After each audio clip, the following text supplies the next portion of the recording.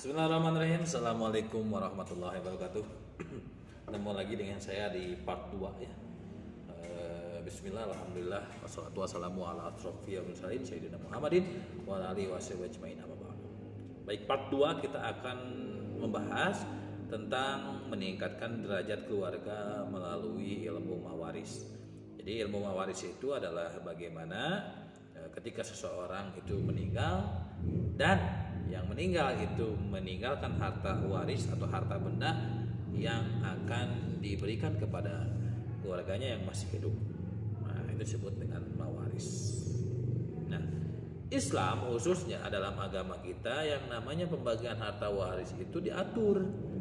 Bagaimana maksudnya diatur? Diatur itu ya agar keberadaan atau warisan sebagai bukti bahwa orang tua atau yang meninggal itu bertanggung jawab terhadap keluarganya atau terhadap keturunannya, sehingga bukan hanya diurus saja, tapi yang diurus juga ninggalin sesuatu yang bisa bermanfaat digunakan oleh anggota keluarganya ataupun keturunannya. Bukan hanya segi mental rohani saja, tapi juga dari materi dan ekonomi juga diperhatikan. Kenapa ini terjadi? Ya itu memang sudah perintah Allah, dan Allah memerintahkan kepada kita itu ada dalam Quran surat An-Nisa ayat 9, yang artinya kaum laki-laki itulah pemimpin bagi kaum wanita. Oleh karena itu Allah melebihkan sebagian harta mereka laki-laki atas sebahagian yang lain wanita, dan selanjutnya sampai akhir ayat ya. Artinya memang benar-benar dipikirkan secara matang Islam itu ketika seorang meninggal atau ada jenazahnya, nah ada harta yang ditinggalkan atau harta warisnya atau harta bendanya, dan bisa dibagikan kepada anggota keluarga atau keturunannya. Ya, intinya hubungannya kita tentang waris lah, warisan gitu ya. Biasanya kita kenal kan di lingkungan kita, mungkin sudah ada yang mengalami, bahkan sudah ada yang mendapatkan harta waris, atau yang belum tapi baru mempelajari. Ya intinya adalah warisan ya. Warisannya pada harta benda yang dimiliki orang tua kita atau anggota keluarga kita, dan ketika dia meninggal yang kepunyaannya itu dibagikan sama kita. Nah, cara pembagiannya itu tidak semena-mena, ada cara-caranya, ada rukun-rukunnya, ada syarat-syaratnya. Kenapa Islam diatur seperti itu? Supaya memiliki rasa keadilan ya. Pertama itu, yang kedua supaya tentram, damai dalam proses pembagiannya. Semua orang mendapatkan haknya, bukan semua orang ya, semua pihak yang terlibat dalam proses waris itu mendapatkan haknya dan mendapatkan yang bermanfaat yang bisa digunakan dalam kehidupannya. Nah, sebelum kita memahami dan ada permasalahan-permasalahan yang harus diperbincangkan, yang pertama yang harus kita pahami dalam memahami Islam tentang mawaris adalah, yang pertama adalah rukun-rukunnya. Dalam waris ada yang dinamakan dengan rukun. Jadi rukun itu bukan rukun sholat aja, rukun waris juga ada. Nah, rukun waris seperti apa? Yang pertama ada muwaris. Pertama ada muwaris. Muwaris itu apa? Orang yang meninggal, yang meninggalkan hartanya. Jadi dia meninggal terus meninggalkan hartanya, dan ada harta yang ditinggalkan, itu disebut dengan muwaris ya. Orang yang meninggal dan mempunyai harta. Nah, kematian dalam proses ini muwaris itu ada dua, terbagi dua ya. Yang pertama kematian hakiki. Kematian hakiki maksudnya apa? Yaitu kematian yang nyata dan dapat disaksikan. Jadi ada orangnya, tahu proses sekaratnya sampai akhirnya meninggalnya, sampai diurus jenazahnya. Nah, itu disebut dengan kematian hakiki atau secara hukum. Ada yang kematiannya secara hukum. Artinya apa? Kematiannya tidak diketahui secara pasti. Seperti orang hilang, tidak diketahui keberadaannya, tetapi dianggap sudah meninggal karena tidak ada kabar, karena tidak ada berita dan sebagainya. Itu disebut dengan kematian secara hukum ya. Nah, yang kedua, kalau tadi yang meninggal nih, yang kedua adalah harta warisnya. Kalau nggak ada harta warisnya, apa yang mau dibagiin? Berarti harus ada harta waris. Harta waris apa yang disebut dengan harta waris? Harta waris itu adalah harta pribadi dari si meninggal yang tersebut bukan harta bersama ya, bukan harta gonogini gitu, tapi memang harta milik pribadi yang meninggal ya, atas nama pribadi yang meninggal, bukan aku-akuan ataupun gonogini dari orang yang meninggal. Nah, harta itu disebut dengan harta waris. Nah, harta waris itu atau harta yang nanti akan dibagikan kepada keluarga atau keturunannya ini harus dikurangi dengan beberapa hal berikut. Biasanya orang itu kan habis meninggal, terus diurus jenazahnya, diurus utang piutangnya dan sebagainya. Nah, itu yang harus dilakuin. Jadi kalau ada meninggal dia belum dikuburin udah dibagi harta waris. Oh, mana mau rumah ini, kamu mau tanah ini, kamu mau hartanya ini, kamu mobilnya ini. Nah, begitu. Jadi prosesnya nanti setelah proses duka citanya selesai, dari mulai pengurusan jenazah sampai akhirnya, baru nanti setelah tenang, masa tenang, nah bisa dibagikan harta waris. Nah, apa yang harus dimulai? Itu adalah biaya kepengurusan jenazah. Ngurus jenazah kan biasanya butuh biaya dong. Belum kita nguburin tanah orang, berarti harus bayar. Belum kita nyuruh orang buat bikin kuburannya, berarti harus ngasih. Belum nanti yang ngurus-ngurus orang yang mandiin, ngepanin, harus ngasih. Belum nanti ibaratnya kalau di beberapa hukum ada yang namanya tahlilan, yasinan 7 harinya ya. Berarti selama 7 hari biasanya di waktu maghrib atau sore ya. Dari pertama meninggal sampai hari ketujuhnya biasanya kan suka ada yang namanya yasinan gitu ya. Itu kan harus membutuhkan biaya gitu, orang ngasih nggak mungkin percuma-cuma, harus beli kan gitu. Nah, itu kira-kira. Jadi biayanya dibebankan kepada hal itu.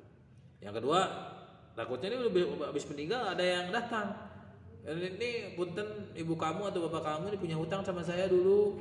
Kira-kira ini pas mau bayar ya keadaan seperti ini, padahal telat pembayarannya itu adalah 2 hari lagi misalkan, atau sudah lewat. Nah, itu harus juga diurus hutangnya kalau ada yang mengaku dihutangi oleh yang bersangkutan.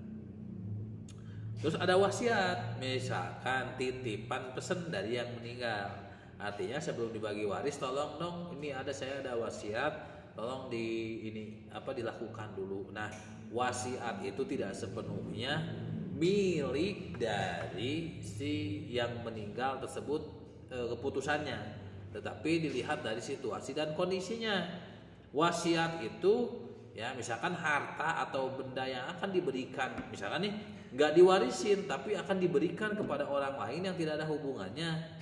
Misalkan tidak ada hubungan darah, tidak ada hubungan keluarga, tidak ada hubungan keturunan, ngasih ini sama orang-orang kepercayaan, misalkan sama dia, itu boleh ngasih dari harta benda keseluruhannya, tetapi tidak melebihi dari 1/3 harta keseluruhan miliknya. Jadi misalkan nih, dia punya harta 150 juta setelah beres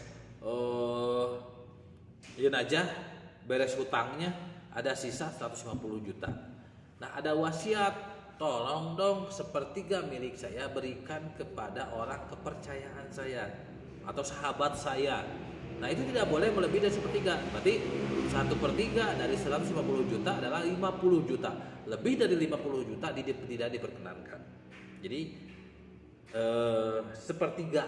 Jadi nanti jangan kayak yang meninggal punya wasiat itu jangan ada bahasa sekian puluh juta. Kecuali memang sudah dipastikan dan memang sisa harta warisnya sekian, misalkannya tolong kasih ke dia. Nah, dalam wasiatnya ada seperti itu boleh.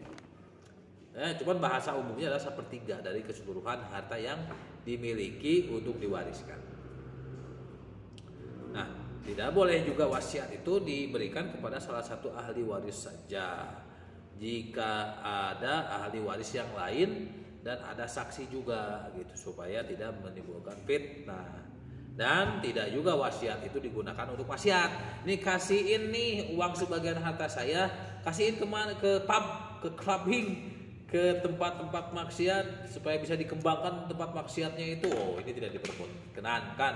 Bahkan wasiat itu bisa dikatakan menjadi cacat karena tidak diperkenankan kita mengeluarkan harta waris dalam wasiatnya adalah untuk digunakan maksiat, tidak boleh. kecuali digunakannya untuk yang bermanfaat dan beribadah seperti ngasih ke masjid gitu ya, digunakan anak yatim, fakir miskin dan sebagainya. Intinya digunakan untuk kepentingan yang bermanfaat umum itu diperbolehkan, tapi untuk yang maksiat tidak boleh. Nah, itu rukun yang kedua adalah harta waris. Rukun yang ketiga ada yang disebut dengan maurus. Ya, maurus itu bukan bintang zodiak ya, bukan. Tetapi ini bahasa Arab yang disebut dengan maurus. Maurus adalah satu atau beberapa orang yang hidup sebagai keluarga yang ditinggalkan yang berhak mendapatkan harta dari mewaris. Jadi maurus adalah keluarga, anggota keluarga, keturunan yang ada hubungannya dengan yang meninggal dan berhak mendapatkan harta waris. Nah, penyebabnya dia mendapatkan harta waris, anggota keluarga tersebut mendapatkan harta waris karena apa? Maka harus dilihat penyebabnya. Penyebab yang pertama adanya hubungan pertalian darah dengan yang meninggal, disebut dengan nasab. Seperti orang tua, anak kandung, ya, paman, saudara dan seterusnya. Jadi ada hubungan darah yang disebut dengan keluarga besar biasanya. Yang kedua, adanya hubungan pernikahan seperti suami dan istri. Yang ketiga, adanya pertalian agama. Misalkan orang yang meninggal itu Islam, tapi dia tidak punya ahli waris. Jadi meninggalnya dalam keadaan jomblo, atau misalkan sudah berkeluarga tapi keluarganya semua kena musibah. Jadi yang hidup tinggal dia sendiri. Nah, adanya pertalian agama, maka harta warisnya kemana? Harta warisnya karena tidak ada keluarganya maka diberikan kepada agama, artinya digunakan untuk kepentingan agama gitu bahasanya. Dan yang terakhir, karena memerdekakan statusnya dari budak menjadi orang yang merdeka. Ini hubungannya dengan zaman Rasul pada saat dahulu, ada yang namanya disebut dengan hamba sahaya. Kalau di kita kan sekarang sudah jarang ya. Kelompok-kelompok ahli waris itu ada 25 orang. Artinya dari yang meninggal itu ada 25 orang. 15 orangnya adalah dari laki-laki dan 10 orangnya dari pihak perempuan. Kalau 15 orang ini ada, maka nanti tinggal dibenah-benah. Artinya siapa dari 15 orang ini yang dapat. Jadi tidak semua 15 orang laki-laki ini dapat. Tergantung lihat di kondisinya. Gitu, karena ada dia akhirnya nggak dapat, tapi dia nggak ada, artinya memang nggak ada keturunannya atau meninggal juga sama baru dapat gitu. Jadi 15 orang laki-laki ini tidak semuanya dapat, sama dengan yang perempuan juga, dari 10 orang perempuan tidak semuanya dapat harta waris ya, tergantung situasinya ya. Ada nggak nih hak ahli waris yang memang awalnya gitu. Kalau nggak ada yang awalnya berarti dia dapat yang keduanya. Yang keduanya nggak ada, yang ketiganya dapat gitu. Jadi macam-macam lihat dari situasinya. Jadi dari 25 orang ini tidak semuanya dapat. Hanya sebagian saja dan tertentu. Nah, itu ada yang disebut dengan ini. Ada yang disebut dengan furudul muqaddarah. Furudul muqaddarah adalah ahli waris yang bagian besar-besarnya telah ditentukan dalam Al-Qur'an. Jadi furudul muqaddarah ini membagi terhadap siapa saja yang mendapatkan harta waris dan berapa besar bagiannya, itu disebut dengan furudul muqaddarah. Jadi dari 25 orang ini ya 15 laki-laki dan 10 perempuan tidak semuanya mendapatkan harta waris. Sesuai dengan firman Allah dalam Quran surah An-Nisa ayat 7, lirijali nasibum mimma tarakal walidani wal aqrabuna walin nisa'i nasibum mimma tarakal walidani wal aqrabuna mimma qalla minhu aw qathur nasiban mafruḍa. Artinya bagi orang-orang laki-laki ada hak bagian dari harta peninggalan ibu bapak dan kerabatnya, dan bagi orang wanita ada hak bagian pula dari harta peninggalan ibu bapak dan kerabatnya, baik sedikit atau banyak menurut bagian yang telah ditetapkan. Itu disebut dengan furudul muqaddarah. Ya, ada yang, nah furudul muqaddarah ini ada 6 ya. Jadi kalau dalam satu bagian, kalau ini berbicara matematika ya, satu bagian itu bisa menjadi 6. Jadi angka 1 ya bisa jadi 6 bagian. bukan dibagi 6 ya. Akhirnya dihapus jadi 6 titik, bukan begitu. Jadi yang dia maksud dengan angka 1 itu bisa menjadi 6 bagian adalah seperti begini. Ada yang mendapatkan setengah, berarti 1 bagian dari setengah. Jadi setengahnya dari 1 bagian adalah setengah.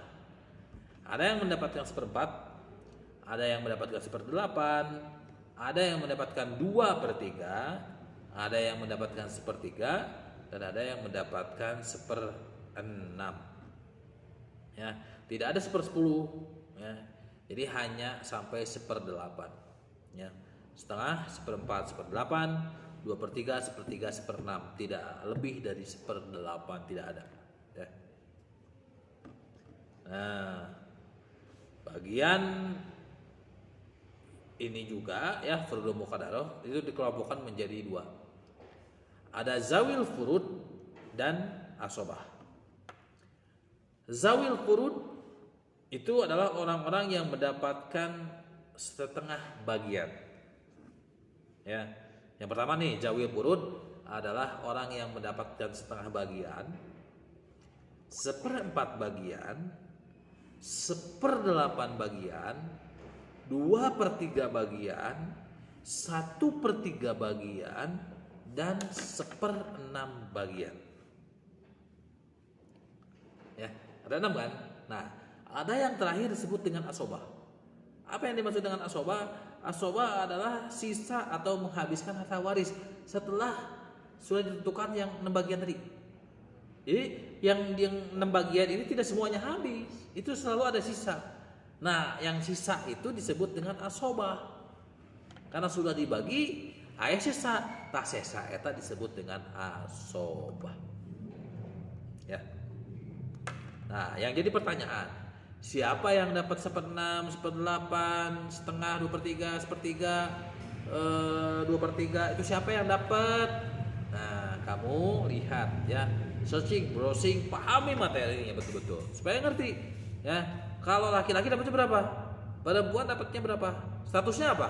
Kakak, adik, kandung, saudara, kakek, nenek, ibu, bapak, atau bawahnya, atau keturunannya. Nah, itu status sangat menentukan ya. Status sangat menentukan kamu akan mendapat berapa bagian. Termasuk pun asobah. Cuma rata-rata biasanya asobah mah bisa juga ke anak, bisa juga ke bapak, bisa ke kakek, atau bisa ke saudara ya. Asobah itu juga dibagi menjadi 3. Ada asobah bin nafsi, ada asobah bil ghair, ma'al ghair. Nah, itu siapa saja, cuma rata-rata biasanya adalah anak ya, anak atau saudara, laki-laki dan perempuan. Tapi jangan dikira bisa juga ahli waris atau maurus yang mendapatkan waris itu tidak jadi mendapatkan waris. Karena apa? Karena adanya hijab dan mahjub. Bukan karena dia pakai hijab kerudung, bukan. Tapi hijab itu disebut dengan penghalang, yaitu tercegahnya seseorang mendapatkan waris bukan karena sebab yang menghalangi mendapatkan waris, namun karena adanya ahli waris yang lebih dekat posisinya dengan yang meninggal. Jadi yang meninggal itu memiliki kedekatan posisi. Misalkan yang meninggal bapaknya, posisi yang dekat sama bapaknya adalah anak.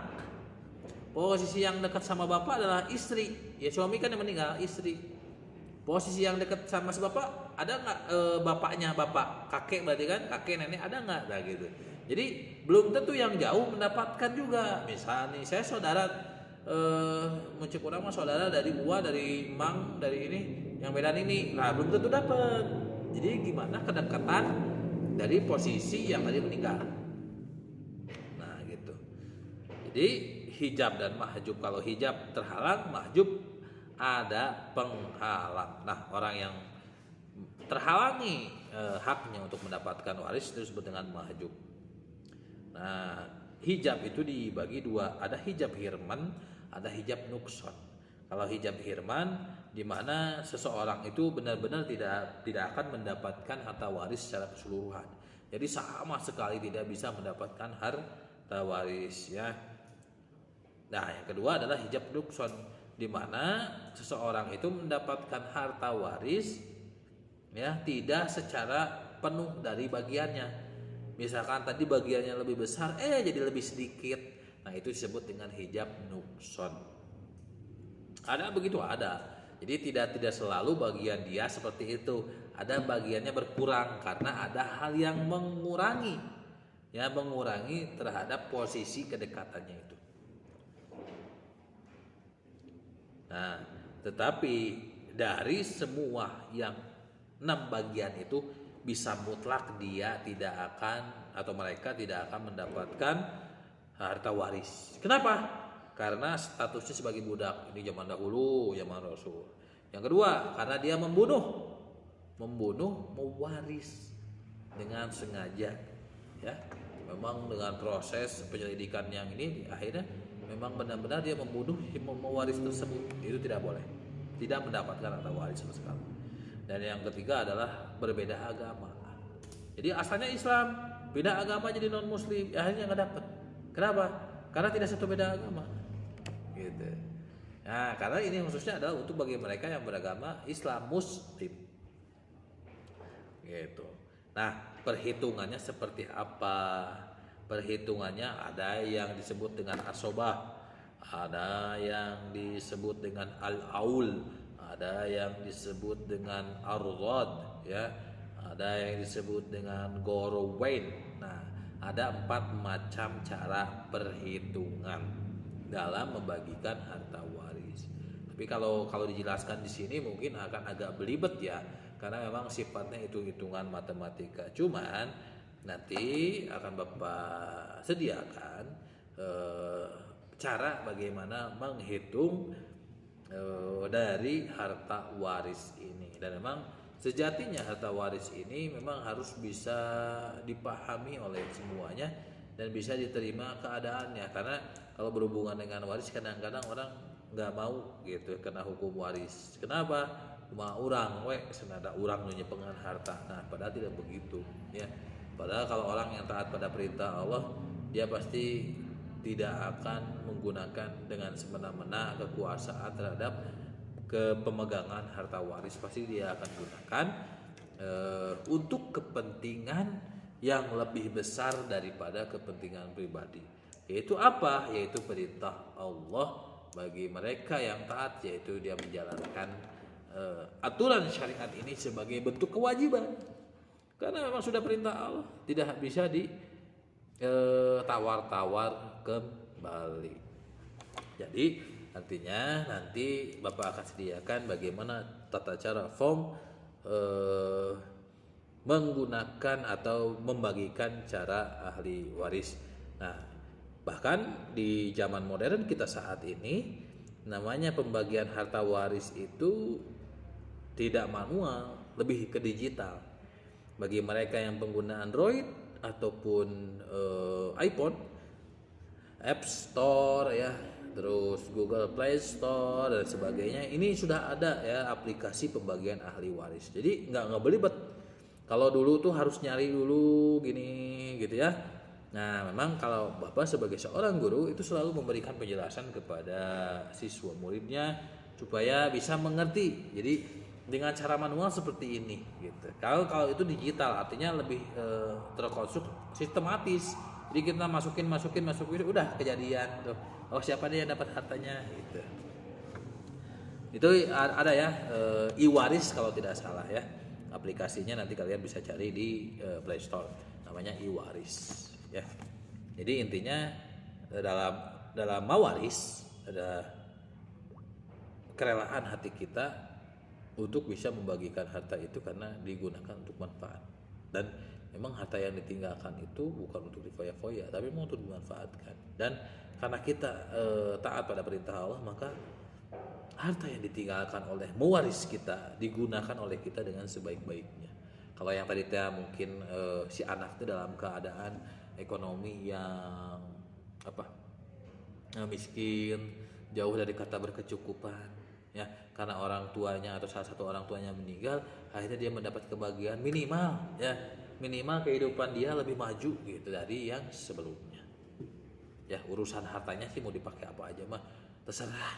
Yang penting perintah Allah kita jalankan, itu yang paling penting. Ya, hartanya mau dipakai ngebangun rumah, mau dipakai poya-poya, mau dipakai beli barang-barang, mau dikasihin ke umat, ke masjid, pesantren, diwakafin, terserah. Yang penting kita perintah Allahnya jalanin.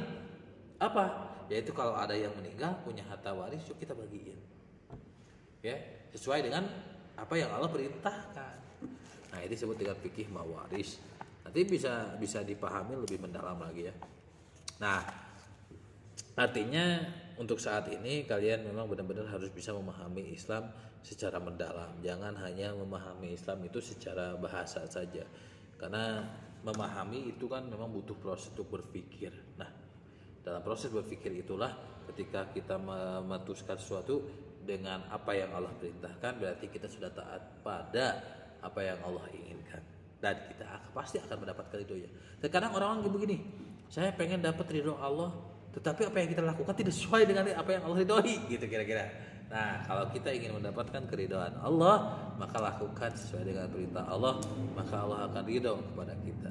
Dan kita akan termasuk salah satu umatnya yang taat kepada Allah, dan dijamin pasti akan mendapatkan hasil yang paling baik di dunia maupun di akhirat.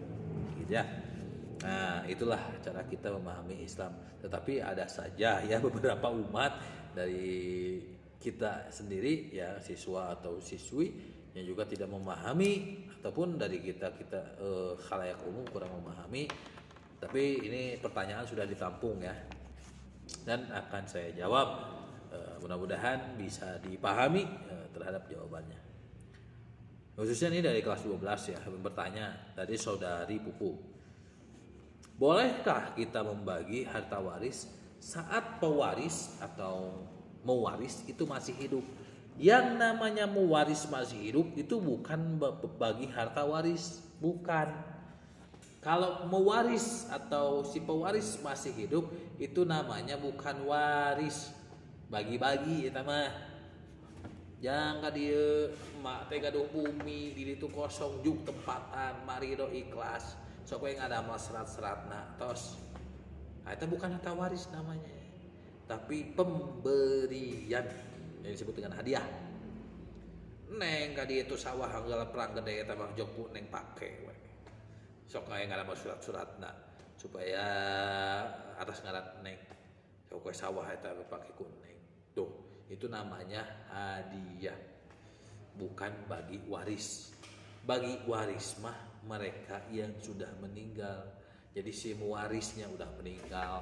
Kalau mewarisnya masih hidup, bukan harta waris namanya, bukan bagi-bagi waris, tapi bagi-bagi hadiah kayak gift dan away. Yang kita ketahui ya, gift dan away si apa itu? Ya artis-artis kita lah ya. Itu namanya gift away, bukan bagi harta waris. Yang kedua, ini pertanyaannya dari Putri. Apakah yang berhubungan dengan tiri itu mendapatkan warisan seperti ibu tiri, anak tiri, dan lain-lain yang tiri, saudara tiri itu mendapatkan harta waris? Tergantung ya, tergantung tirinya itu. Nah, kalau misalkan begini, kita punya bapak kita punya istri ya, atau punya ibu. Kita punya ibu berarti ya. Nah, si istri bapak tuh atau ibu kita tuh meninggal. Tiba-tiba bapak kita tuh meninggal lagi dengan perempuan yang baru ya, yang juga punya anak satu misalkan. Berarti otomatis ibu baru yang kita miliki disebut dengan ibu tiri. Nah, tergantung nih kondisinya. Kalau yang meninggal si bapak ini ya bapak kita ya, suami dari si ibu itu meninggal, kita sebagai anak kandung dapat dong waris ya. Nah, gimana ibu tiri kita dapat nggak? Dapat, karena ada pertalian pernikahan. Nah, ada yang nggak dapat siapa? Saudara tiri kita, anak dari si ibu dapat nggak? Enggak. Kenapa? Karena tidak ada hubungan nasab dengan si bapak. Gitu. Jadi yang dapat anak siapa? Ya saya doang, nggak ada anak kandungnya, anak tirinya enggak, tapi ibu dapat gitu. Jadi tergantung tiri itu dari mana kita melihat sisi kondisinya, gitu ya. Jadi tidak semua yang namanya tiri mendapatkan bagian waris. Jangankan ibu tiri, anak tiri, sekutiri aja nggak dapat bagian, gitu ya. Jadi yang berhubungan dengan tiri tidak semuanya dapat, ya. Karena yang namanya tiri mah tidak berhubungan dengan nasab, artinya nasabnya beda, tapi berhubungan dengan tali pernikahan. Beda kasusnya kalau begini. Kasusnya kayak tadi ya, kita punya bapak, ibu kita udah meninggal. Nah, bapak kita nikah lagi sama ibu yang baru yang punya anak satu. Yang meninggal bapak kita. Jadi kasusnya terbalik. Yang meninggal bukan si ibu tapi si bapak. Ya, yang meninggal si ibu, bapak kita masih hidup. Dibalik ya. Yang meninggal si ibu tiri kita, bapak kita masih hidup. Bapak kita dapat waris nggak? Dapat. Kita dapat waris nggak? Nggak. Yang dapat siapa? Anak dari si ibu. Berarti saudara tiri kita dapat. Gitu. Jadi situasi kondisinya karena pertalian pernikahan mah dapat, tapi kalau karena nasab tidak dapat, gitu ya. Yang selanjutnya, ini pertanyaan dari Rita. Apakah harta waris itu tidak boleh digunakan? Ada cerita nih, harta waris tidak boleh digunakan. Itu gimana Pak? Ya nggak boleh ditunda-tunda. Artinya kalau segala suatu urusan kita udah beres dengan yang meninggal, ya jangan ditunda-tunda, kecuali memang ahli waris atau maurus memang mempercayakan hal itu kepada yang sebelumnya. Contoh, ahli waris atau maurus itu ada 5. Yang meninggal bapaknya, si emak kan masih ada. Nah, kata anak-anaknya, mak nggak usah dibagiin lah harta si bapak mah, pek urus ku emak gitu, ibaratnya ya anaknya saroleh balager gitu, pek urus ku emak keun we harta si bapak mah da kami mah loba keneh hartana gitu, misalkan berkecukupan kami mah sok we eta urus ku emak harta si bapak jangan sapopoe sadidieun emak di dieu gitu ibaratnya. Itu boleh, itu kan bahasanya menunda harta waris, boleh asalkan ahli waris semuanya sepakat. Bagaimana kalau misalkan ada ahli waris yang tidak sepakat? Dari 5 orang anaknya ini, yang satu tidak sepakat, maka yang 4 ini harus bisa memberikan jalan bagian bagi si anak tersebut. Ya bagian jalan kan, seluruh total dihitung-hitung, kebagian sakit sok bikin. Nah itu, ya. Jadi jangan menunda yang tidak ingin ditunda. Karena bahasanya begini ya, ini mah sudah menjadi kepastian. Jika ada yang meninggal dan meninggalannya sudah diurus, sudah beres, sudah tenang, lalu segeralah urus harta warisnya atau yang ditinggalkannya. Berikanlah kepada mereka yang berhak mendapatkannya. Bagaimana yang tidak ingin diberi pada saat itu, tidak ingin diberi artinya ditunda, maka tundalah. Artinya jadi kalau ada yang lagi pengen ya udah kasih gitu, jangan ditunda-tunda. Kita yang sepakat udah 4-an aja gitu. Coba yang semuanya sepakat 5 boleh. Jadi jangan sampai menghalangi hak seseorang untuk mendapatkan bagiannya, karena menghalangi itu dosa karena tidak ada alasannya. Iyalah, kan sudah jelas dia itu adalah yang berhak mendapatkannya. Kalau dilihat dari hukumnya tidak ada hijab, tidak ada mahjub, tidak ada hirman, tidak ada nukson, berarti berhak mendapatkan kasih.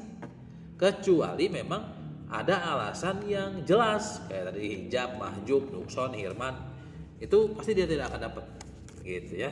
Jadi gunakan harta itu harus digunakan, gitu orang-orang oleh pewaris, ya ahli warisnya atau maurusnya. Gimana kalau harta itu digunakan untuk akikah pewaris? Bagus. Misalkannya si pewarisnya belum akikah selama masa hidupnya, da tileutikna ti hirupna teh miskin. Nah, akhirnya setelah besar, setelah dewasa can akikah poho misalkan, tapi hartana aya digunakan untuk akikah boleh? Boleh. Ya atas nama yang meninggal. Boleh gitu ya. Dan itu pahalanya dikirim atau diberikan kepada yang meninggal tadi. Boleh. Pertanyaan yang selanjutnya dari Neng dan Yasrob. Bolehkah memberikan harta waris sekedar kepada kerabat, anak yatim, dan orang miskin? Boleh kalau ada wasiatnya. Kalau enggak ada wasiatnya, lebih baik dikembalikan kepada masing-masing saja. Contoh nih ya, 5 orang anak tadi sudah mendapatkan bagiannya. Cek anak yang pertama teh, saya mau sekedar ngasih nih ke kerabat yang gak dapet. Iya mah asa-ngasaan we gitu. Ngasih. Oh iya, anak yatim biasa nusuk panggil, jadi orang miskin ngasih. Itu boleh. Kecuali 5 orang anak ini sepakat hartanya sebagian dikasih, ibaratnya ayah zakatna atau ayah potongan sedekahna, itu boleh. Kecuali kalau yang 5 ini setuju. Kalau yang 5 ini nggak setuju, udah masing-masing aja deh, gitu ya. Yang penting saya udah dapat bagian saya mana, nah saya kasih nih ke kerabat, orang miskin, yatim gitu. Jadi tidak memaksakan kehendak pada yang lain. Begitu ya, Neng dan Yasrob. Jadi boleh memberikan warisan sekedar kepada kerabat, anak yatim dan nangis, boleh ya, asalkan dengan keridhaan.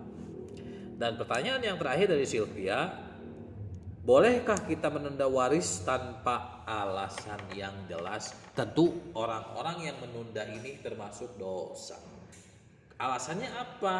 Apakah alasan yang ada dalam perintah Allah atau dalam ilmu mawaris, atau alasan pribadi yang memang kumaha itu, atau bukan karena alasan bersama? Nah, alasannya juga harus jelas. Karena alasan agama berarti menunda waris itu diperbolehkan. Alasannya karena pribadi sendiri, maka menundanya itu menjadi dosa. Ya. Alasannya karena memang kita sepakat untuk tidak dibagikan, berarti itu bukan dosa. Karena para ahli waris sepakat untuk ditunda. Ya, kecuali memang yang tidak ingin ditunda diberikan. Jadi memang benar-benar harus bisa diketahui alasannya. Karena dosa dan pahala ini sangat tipis di sini. Ya, kenapa? Karena bagaimana niat kita terhadap kejadian tersebut. Nah, kira-kira itu tentang mawaris.